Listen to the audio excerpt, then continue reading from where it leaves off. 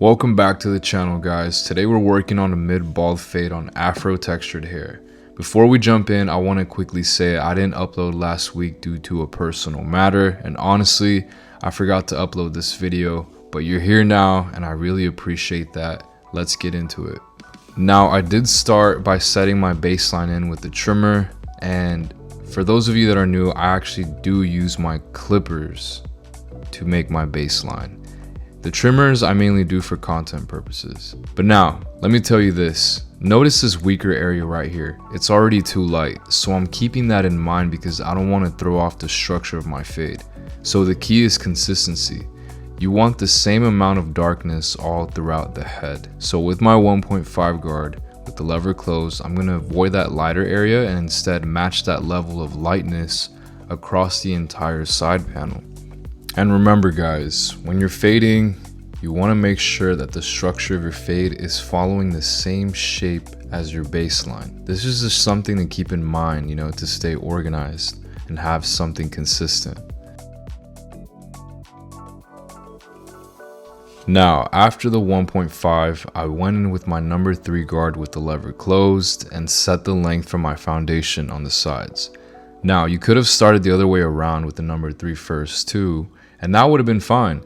In this case though, I chose a 1.5 first just to test if that length would balance out with that weak patch at the temple.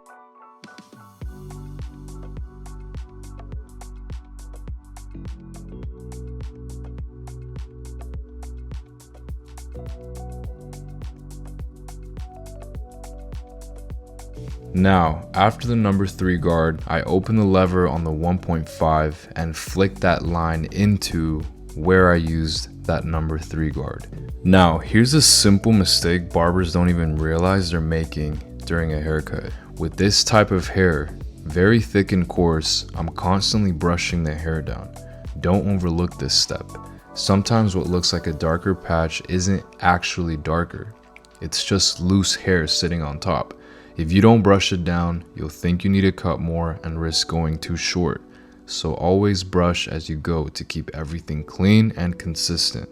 Back in the day, I used to make this mistake all the time. I'd see what looked like a darker area in my fade, I'd cut it, and then after brushing it down, I'd realize it wasn't even real bulk. It was just loose hair.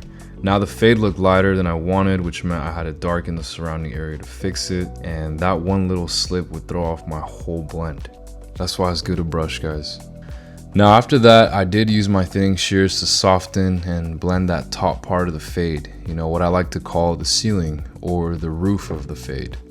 Now I will say it is very important to keep combing the hair down, making sure it's laying down flat before going in with the thinning shears. Yeah, I get it. A lot of people might have, they might still think that thinning shears, create holes or botch the hair. And I'll tell you this, I haven't had a single client in 10 years complain about uneven growth or any holes whatsoever.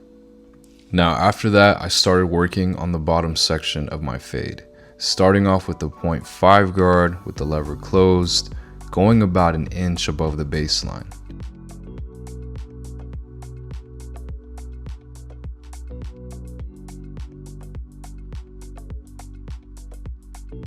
Now without switching guards, I open the lever and pretty much try to flick that line out right into the ceiling of my fade, or pretty much connecting everything. And now you could use a number 1 guard here if needed. There's no one right way, guys. I always tell you guys, it really depends on the hair texture. What I always tell you though is this: use my process as a reference, but then you can develop your own system that feels comfortable for you. This is pretty much how I came down to figuring out the way I fade. I just watched other people and I was like, you know what? I'm gonna try something different. So through a bunch of just trial and error, I eventually came up with something that worked for me. And that's pretty much what I've been using for the past 5-6 years. Now, personally, I like to grab my thinning shears here again during the detailing part.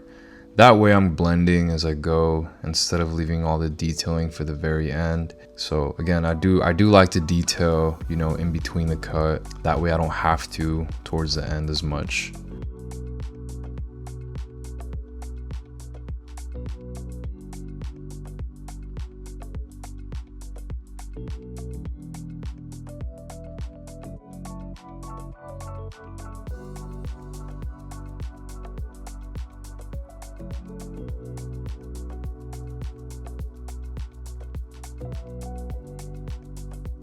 Now at this point, the foundation of the fade is pretty much done. What's left is the bald line at the bottom, and to remove it, I go in with no guard with the lever closed, and I am using light flicks here.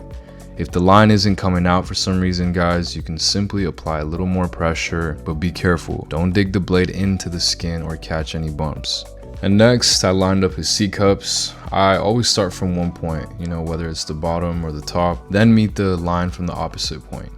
Just making sure they connect cleanly with a very nice curve.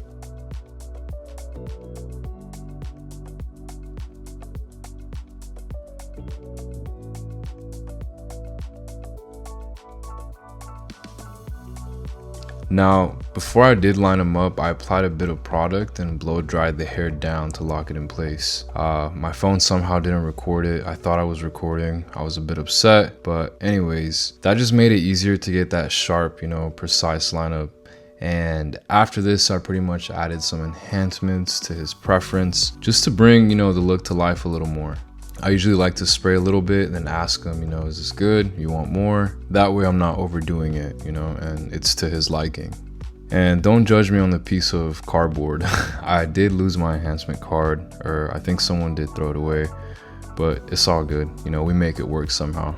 Now I did finish off by shaving everything underneath. And one quick note though, with this type of coarse curly hair, I don't always use a foil shaver because it can cause breakouts, but in this case, my client said it was fine, so we went with it.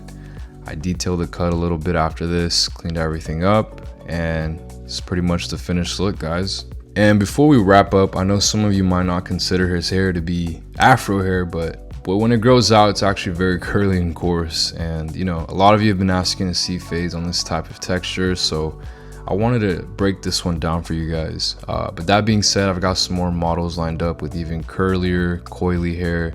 So you'll be able to see exactly how I approach, fading with that texture as well. But as always, I appreciate you guys a ton for watching. If you're new here, make sure to subscribe, like, drop a comment. I drop videos every Wednesday. And again, don't be shy in the comments, guys. Let me know what kind of haircut you want to see next, or drop any questions you've got. I do check every comment. But that's it for today, guys. Thank you so much, and I'll catch you guys in the next one. Peace.